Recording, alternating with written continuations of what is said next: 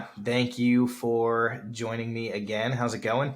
Awesome. It's great to be here. I'm really glad to do our second episode. I think you're maybe our first repeat guest who has their own second episode. We've had a couple people on who've been part of a panel and things like that, but yeah, welcome back. I'm glad to have you back and excited to dive into, everything we're going to dive into today.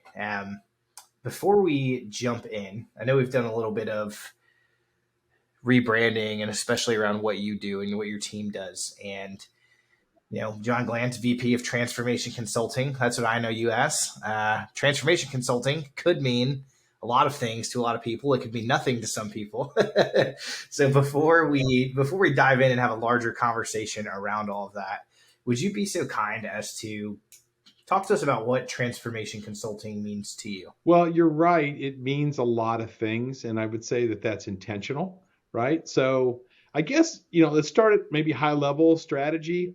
We take your contact center from where you are today to where you want to be or should be, in the future. And so, we do that by kind of evaluating what we think are the three pillars of contact center: people, process, and technology.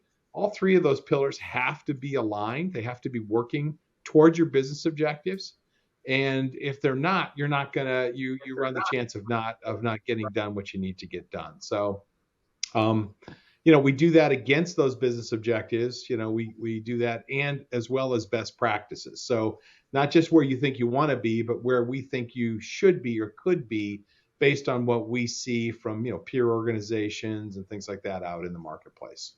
And again, that still is 20,000 feet, right? But yeah, again, if you think about what goes on in a contact center, or even anymore how a contact center is defined, Austin, it is a broad, multi, kind of a multi-use, environment. And so we have to be adaptable. We work on a whole host of, issues, so.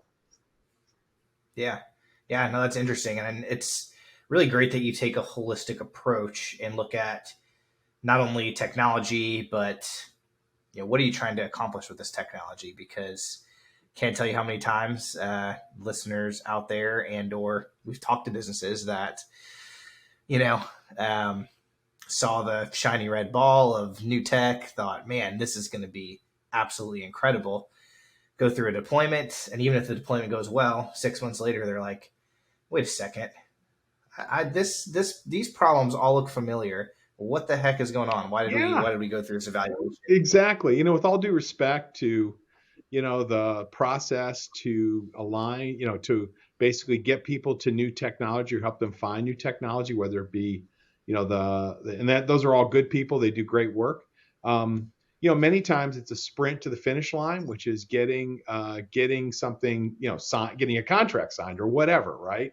And not really time spent focused on, how do we take advantage of these capabilities that we saw through the demonstration process, through all these workshops we did with our new partner or whatever? How do we take advantage of that? And what does that mean? It's one thing to deploy a service. It's a whole other thing to operationalize that service to make sure that it's going to deliver the intended business outcomes. And I think to me, that's what transformation consulting. It's a big part of what it is. I mean, there's a whole host of other things if you want to dive into kind of practical application, but it's, that to me is a key part of it. And, we're having some really interesting conversations now with clients that maybe even a couple of years ago wouldn't have considered, or quite frankly, would have been scared to make the migration. These legacy premise-based technologies, they've been in for a long time. In many cases, they don't even know what's in them, how things work. Yeah. And now it's, circumstances are kind of forcing them to really reevaluate where they are and what they're doing and how they're doing it. And, there's a whole host of forces that are really kind of driving the market that way. Yeah, that's a good point that you bring up, that, there are a lot of people out there still on legacy technology that know they need to move, but for a multitude of reasons haven't. What is it about sort of how you work with customers? What it is about what you do that can give a contact center leader or an IT leader, any business, just a general business, the confidence they need to say, all right, if we make this move, it's not going to be a disaster. We've got a good plan in place. Yeah. Well, I think it starts with our process, with our methodology, which really starts with a deep dive into their business. Where are they at right now? If you have to establish kind of what the current state, and I think that's sometimes, again, in that rush to get new technology deployed, we forget about that. We think, well, we'll just redesign, or we'll lift and shift out of old technology into new technology. We'll get back to fixing it later. And I think, in some cases, you have to do that. You've got something going end of life by a certain time. You got a renewal coming up. You got an upgrade coming up that you don't want to do. And so you have to do that in order to meet timelines. But when you don't have to do that, you really should take some time to understand how you're going to deploy and operationalize all these great new capabilities that you're going to get access to. And that involves, going through and documenting what's being done today, understanding those pain points, documenting the impacts to the organization of those pain points, and then designing the modifications to, again, your people and process in order to take advantage of those capabilities, so that when you do deploy, and usually an output of that is a roadmap. So we're not saying, hey, we're going to deploy all these things day one. That would throw the organization into chaos in many cases. But here's the order of how you should do it. That when you look back at that and you go back to validate your business case, you say, hey, we got what we thought we were going to get. I used to joke with a CEO of one of our partners. I was on their partner advisory council. He's been a guest on your podcast. And I used to tell him, hey, we make a really nice living cleaning up your guys' messes. And what I meant by that was, there's such a rush to, once you get somebody to say yes, once they wrap their head around, hey, we're going to do this. And we're talking about large enterprise clients. There's a rush to get it going, and as opposed to stopping for a second. And I've been, because I spent 25 years in contact center operations and leadership. Lots of times those costs of those technologies go into the operating budgets of those business leaders. And if those services aren't deployed, those business outcomes aren't going to be achieved. In many cases, it's enhanced efficiency, call deflection, a whole host of other benefits that if they don't get deployed, you don't get the business impact. And then inevitably later, I've done it where went to my IT partners and said, hey, this isn't working the way you said it was going to work. And now you've got this adversarial situation, or at least tension and friction. That's just not, it's not great. And, nobody wants to work that way. So. Sure. That's good. When, if I'm a contact center leader, John,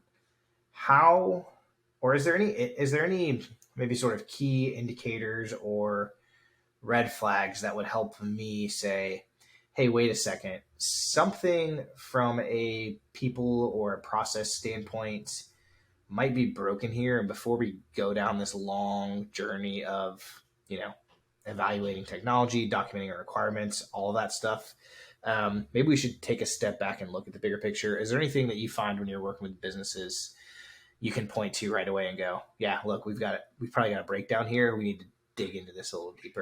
Yeah, honestly, the contact center is loaded with metrics, right? And many of those metrics are key business indicators. So you can look at performance, contact center efficiency or performance metrics like, where's my service level, where's my abandon rate, where's my ASA, those kind of metrics that contact center leaders work with every single day, that are an indicator that there's something not functioning properly.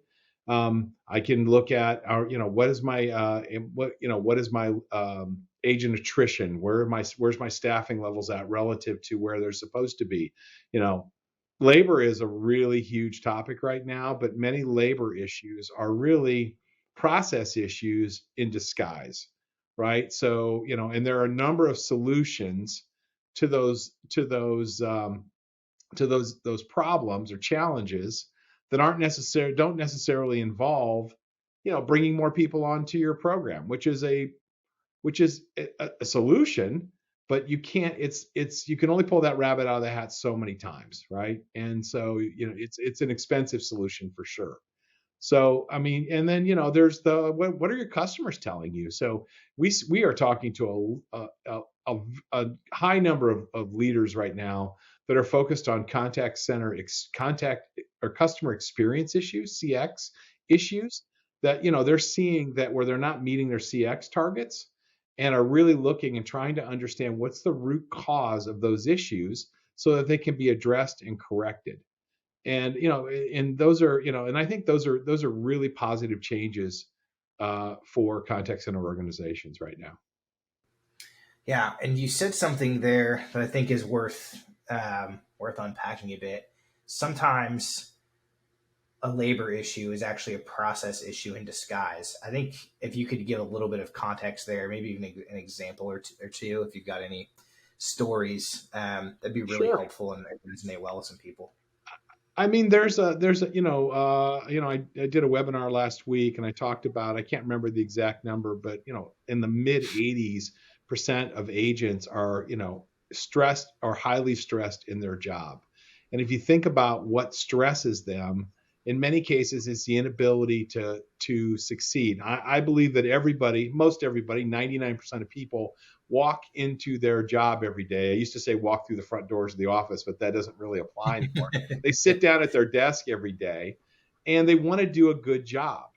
We get satisfaction from wanting to do a good job and are doing a good job. And when you don't feel like you're succeeding because you're talking with customers or chatting with them and they're frustrated and they've never been more frustrated, and you feel like, hey, there's nothing I can do. They're frustrated because they have to wait a long time to be serviced. They're frustrated because it takes a long time to satisfy their requirements. And those are in many cases process issues. I don't have access to information because it's not readily available to me. Mm-hmm. It's tucked away on some in some. I work with a client that was they were a help desk for recreational vehicles. So they had all this warranty information and detailed product information. They had it in a OneDrive. They had it in multiple OneDrives actually so you couldn't even sort the data. You literally had to go down the menu alphabetically to look for the thing you were looking for, and then remember what drive it was in. So, besides the fact that it's an awful customer experience, it created a high degree of tension and frustration in their agents, which ultimately drove up their attrition rates. So people said, I'm doing a lousy job. This is really hard. And so by coming up with something that involved technology and process, but at the end of the day, simplifying that process, making it easier for agents to do their job, ultimately led to a higher level of satisfaction. So that's an example of a process issue. So Thanks. Yeah, that really helps paint a picture, because you usually think about those two things in silos, which, for better or worse, can also be a common theme in contact center. everything is interconnected, man. Everything is interconnected anymore. And there's no, back 100 years ago when I started in contact centers, it was a much simpler environment. And I mean, honestly, I'm embarrassed to tell people, but I started making outbound calls where you used index cards and label sheets, right? So you couldn't and we all had a phone in front of us, right? So you dialed the number on the phone. It couldn't have been any more basic. But the job, other than getting yelled at by customers, it really wasn't a bad. Other than that, it was pretty simple. So That's funny. John, when you talk a lot about how many areas of the business the contact center touches, you've discussed. Look, even in the tech conversation, if you've been a stakeholder in a project like this, you want to get it forward. When you think about a technology purchase, it's pretty easy for most people to wrap their head around, right? Hey, we're paying this money and we're getting this. Maybe it's not that's why tangible, lots of people do them. Product. Exactly. We're Because getting this product. it seems like a silver bullet. It seems like a silver Yep. bullet, and I can wrap my head around it. Exactly. With something where you're buying into a process, and I know you have great documentation, and we can talk about some of the actual deliverables that you have made in specific engagements for customers. But what are some obstacles that a contact center leader or an IT leader may face if they're talk with you or talk with anyone, like you and go, man, yeah, this sounds like great. It sounds like something we need, but I think I'm gonna have a hard time getting this approved because of blankety blankety blank. Could you fill in some of those blanks for us? Yeah, I think there's what's the right way to put this? I think that some in many times clients are they're afraid, not maybe not afraid, but they're concerned about the journey, right? That it sounds hard, and it's complex to not only to identify these issues and say here's how you should fix them, but then to deploy those issues through your organization is a pretty, it's a complex. And we're not talking about turning a screw or turning a bolt or something like that. We're dealing in many cases with people. And so I think some people think, hey, is the juice really worth the squeeze?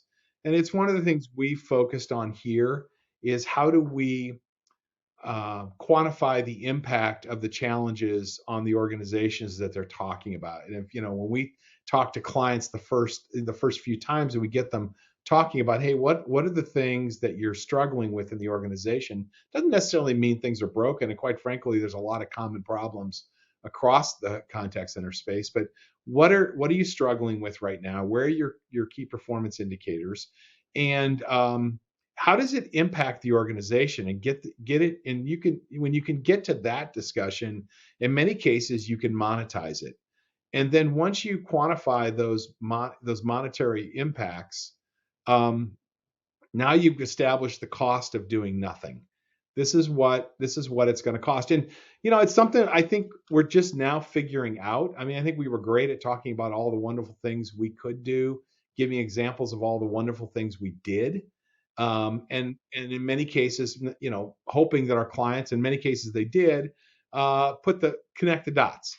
And so now I think we're having to do a little bit more of that because the engagements are becoming more and more complex. The requirements, the needs are becoming greater. And so I think we have to, that's one of the things we've been focusing on a lot is how do we establish that cost of doing nothing? Yeah, it's good. It's almost not even helping someone look in the mirror, but helping them understand that, hey, look, if you don't change, here's the mirror now, and here's the mirror in 5 years, 10 years. Whatever. Well, yeah, I mean, let's be honest. It's the conversations with the contact center leaders is really pretty straightforward and they get it. Right. But now I got to go up to the CEO or the CFO who's not necessarily connected to this process. Sure. They just see the results. And now what they're staring at is an engagement that costs money that they may on first blush say, well, wait a minute, isn't this what we pay you to do? Right. So yeah. I used to work at a place I worked at before. If that would be the first question I would get asked if I wanted to get outside help on something. It'd be like, hey, well, wait a minute, don't you lead the worldwide contact center operations for this division? And so, I think, you've got to put the dots together. And so you have to create a problem that they can understand at that level, which is typically related to money, to put it in terms of finances, right? This is what it's costing your organization. And then you can use that as a rationalization because what you're really competing against, Austin, is doing nothing. Yeah. You know what? We're good. We're just going to stay where we are. And, there's lots of different ways to do that. I worked with a client back when we were at Epic. They wanted a roadmap. They were a legacy Avaya customer. They'd been on Avaya for, 1,000 years or whatever, I mean, forever. And there was a lot of in the IT organization, there was a lot, they were heavily invested in that tool. And they really believed they'd built this, unbelievable quilt of all these different services, and they'd stitched all these things together. None of it was integrated. They had this elaborate back office process to put together this reporting. It was incredibly inefficient, but in their mind, it was working just fine. And when we started working on the engagement, I started interviewing stakeholders. And when we got up to the kind of the executive level stakeholders in the operation, in marketing, in CX, and all these other places, what we established pretty quickly was besides, hey, this is the stuff we want to do, all of those leaders were really dissatisfied, not only with the technology that they had and how it was serving their business, but they were really dissatisfied with the IT department because they felt like the IT department wasn't a partner. They weren't collaborating with them to solve their problems. They were really an obstacle. And so they all reported to the same person, the CIO, the CXO, the COO. They all reported to the same person. And so when we were going through the results of this discovery with the CIO, the CTO, who was our project champion, the takeaway from him was, so you're telling me if we don't make this move, I'm going to lose my job, because sooner or later, my peers are going to get our boss's ear, and convince them that I'm the problem. And I said, well, I don't know. I'm not going to go quite that far, but I can tell you they're very unhappy with you. They're very unhappy with you personally. Wow. Right. And they don't feel like you're a partner. And that's something you have to reverse. That's got nothing to do with our consulting engagement, but a lot of their frustrations have to do with technology. And so, that's what I'm saying. There's no simple solutions to anything. I mean, there are a lot of simple solutions, but they're all interwoven with a lot of other things. Yeah. Part transformation consulting VP, part psychotherapist, it sounds like. Sometimes, yeah. I mean, sometimes you have to just tell people it'll be okay. Yeah. It's going to be okay. Yeah. And then other people, and other people have done this. I mean, these are all well-worn paths. How many clients have we worked with to help them make that move, right? Thousands of them at the end of the day. So they're not blazing any new ground, but if it's the first time for you, it feels like the first time. It is the first time, right? Yeah. So it doesn't matter all the other people that have gone before you. So, I mean, that's part of our job, is to let them know that we're going to get you from where you are today to where you want to be. Yeah. Right. Or where you should be. And here's how we're going to do it. And that's honestly, most of the conversations I have with clients, that's what the conversation is. So that's great. Well, John, you've given a lot of good examples about, stories on how we've helped specific organizations. And the last question I have, because we're coming up on time here, who could use your help, right? You mentioned, you used to work at a be head of worldwide contact center at a company. That's obviously a pretty large operation. Is it really geared just towards those enterprise level contact centers? Can you help the, Oh, no. We had a call today with an operation with 25 seats. Wow. And they have real challenges, right, in their operation. And some of those challenges are technical. They're thinking, hey, we have 25 today, but there's all these other areas of our business that we think may benefit from this technology. We just don't know how to get them here. How do we do that? And those are the conversations. So look at the smallest contact, that help desk for the RV manufacturer. They had 8 agents. Oh wow! 8 agents. Now they were servicing $250,000 products at the end of the day. So those 8 agents were really important, right? And they were the front lines to customer, post delivery customer experience. So I don't think size of the contact center itself, number of seats, is as meaningful as the size of the problems in your organization and what needs to be fixed. And I think that's the way you should think about it, right? That's the way you should think about it. Wow. That's really good. That's insightful stuff, John. Well, man, I really appreciate you coming on again and educating us. Any last words of wisdom or words of closure before we end the episode here? No, I just think, the world is evolving, right? And we're having, there's just a whole lot going on out right there right now. We're having a lot of interesting discussions, and I think it's going to be a really interesting year. So. Absolutely. Well, John, as always, it's a pleasure. Thank you so much for your time, and we appreciate great. it. I look forward to being a 3-time guest. So. All right. Us too. Thanks, John. All right. Take care. Bye.